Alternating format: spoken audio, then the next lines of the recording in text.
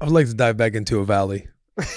Why? But Why? here's why. Here's why. What I appreciate so much about this conversation is you're such an accomplished athlete. Like, it doesn't matter if you're a Heisman, a second overall pick, like you've had an 11-year career, like you have an incredible life that I know you're grateful for.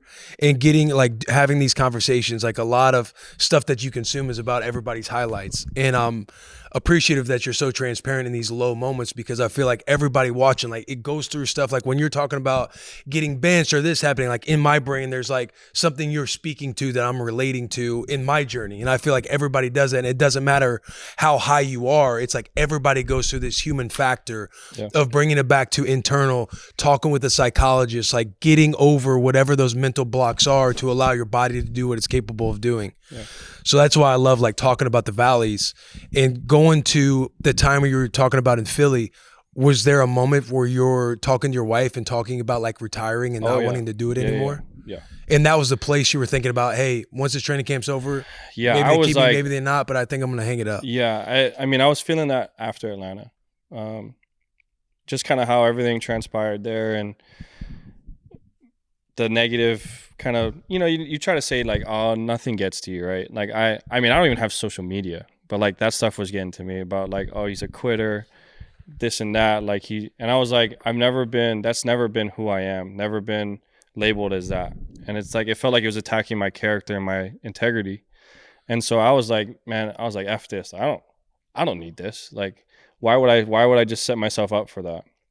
And like after Atlanta, I had met with the sports psychologist who I'm currently working with. And, we felt like we're kind of overcoming some of these hurdles, but it's really not until you go through it again, or like you go and you're actually out there on the field, you realize like, wait, I'm not okay.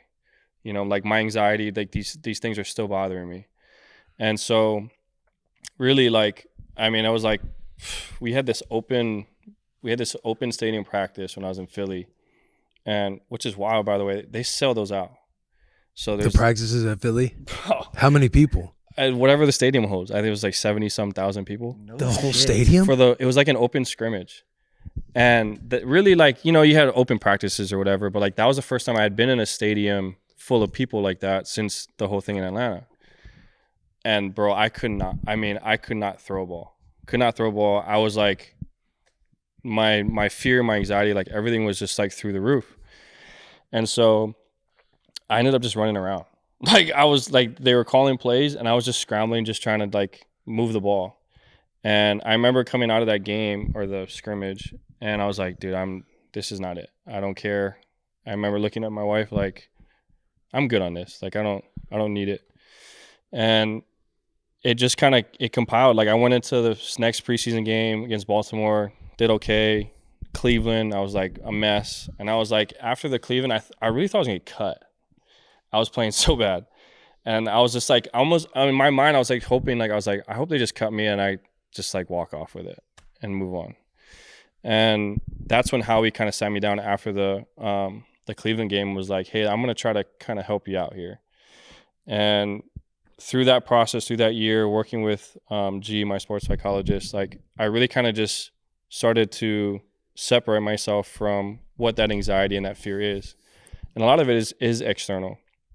A lot of it is like you're so worried about what maybe other people are thinking about you that you don't really realize that that's affecting who you are and what you're about.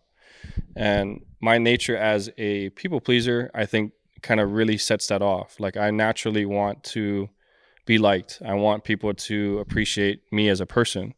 So when something that I identify with, specifically football, isn't allowing me to do that, and people are like, man, you suck, like you're not worth this, you're not worth a shit, like then I'm like, well, if I'm not able to be liked because of the one thing that I feel I'm good at, then I'm kind of like lost. And being able to really kind of realize that and take a step away from it and be around, really, Alex Tanny was with me, like helped me through that. Brian Johnson, who's on staff with the Commanders, like they all kind of helped me through that avenue to where like I played in the last game against the Giants. Jay had gotten hurt before the playoff game and I played okay, but like I was like the first time I can remember like telling Kiyomi, like it was the first time I had played like somewhat free since really college. And I think a lot of that was because there was a lot of expectations when you came to Tennessee. When I got to the Raiders, like I was playing in my hometown, like there was expectations there. Then when you go to Atlanta, it's like, you're asked to be the guy there, and it just kind of does that whole thing again. Yeah. So, yeah, I mean, at the end of the day, like I had to really come to terms with the fear and the anxiety that I was dealing with, and that I needed to be able to communicate those things because it did affect me and it affected how I was playing. Take a moment to shout out your wife, because you're somebody who is probably, when you're in front of everybody else or in the locker room, you can't really see what the emotion is or what's going on with Marcus. You're a quiet guy, but I'm sure you're having these conversations with your wife through the ups and downs. And how pivotal was she through all this as an athlete too here at Oregon? You're gonna make me cry on this podcast, and I want to do that. Yeah, I think we've all cried, right? Yeah. Yeah. We'll trust me. We'll cry with you. I promise. She's, I mean, everything that I could ever ask for. She was an athlete herself, which I think for us has been great because she understands the valleys and understands the peaks. And very, very fortunate. She's an unbelievable mother, which I think has made me realize how much I even love her more. Because I don't think you really realize until your significant other has maybe a child, or that you really realize like how much you really do care about them. So yeah, we've been through a lot. She is kind of the yin to the yang. I always joke that she's the social one and I'm not. She's the one that everyone likes and I'm not. But very, very fortunate, and blessed to have her in my life. I love that. That is beautiful. Just wait for the tell-on. She seems like we got to get her on. She's a firecracker. Yeah. I said a couple times before we started this podcast, I was like, you can come sit down. She's like, no, I'm good. Yeah, we'll give you a mic. No doubt. Because I'm fascinated. Kimmy, is there anything you do want to say? Oh, there's a lot of things. Yeah? You can wait. I feel like don't let her get going. Dude, yeah. Congrats on 2 kids, man. Thank you. How did that throw a wrinkle in everything while you're going through all these ebbs and flows? No doubt. Trying to be present at home while also trying to pour into your craft and get back, out of the funk that you were in. For sure. I think what really kind of set me off maybe a little bit was after having Micaiah in Atlanta and had everything that had happened, I can just remember sitting there holding her and thinking about, man, I should have done this on this play, or I shouldn't have thrown this, or I wish I would have checked to this. And then I'm sitting there like 5 minutes later, like, dude, there's something wrong with this. You know what I mean? Like, I'm sitting there holding my child who's maybe a week old, and I'm thinking about decisions and plays that I did wrong. And that's when I was like really searching. That's when I ended up getting a sports psychologist, because I was like, there's nothing in this world that should take me away from her. And it was. And I was like, that's not, for me, it wasn't worth it. So they've been a great perspective for me.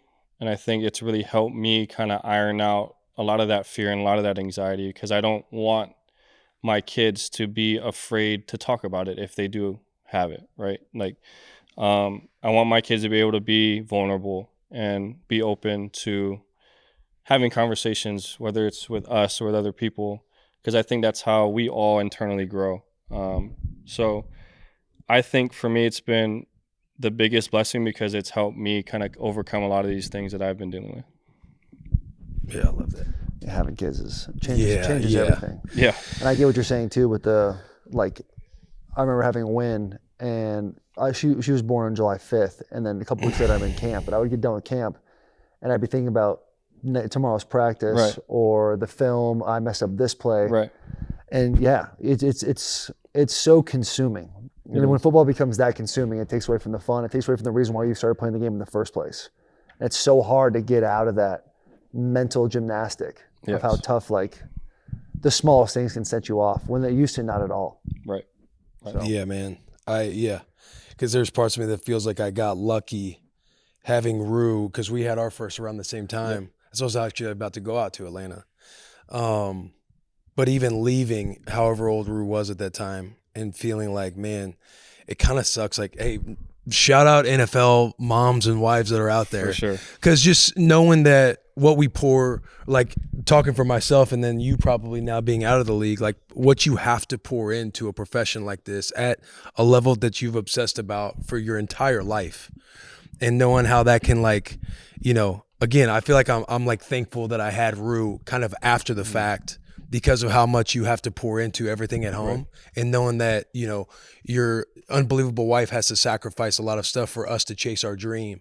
And it's, when I was thinking about going out to Atlanta or playing, it's like, damn, she's going to have to do all of this stuff that, you know, in the off season you have to help out on. You're there, you're intentional, you're all of it.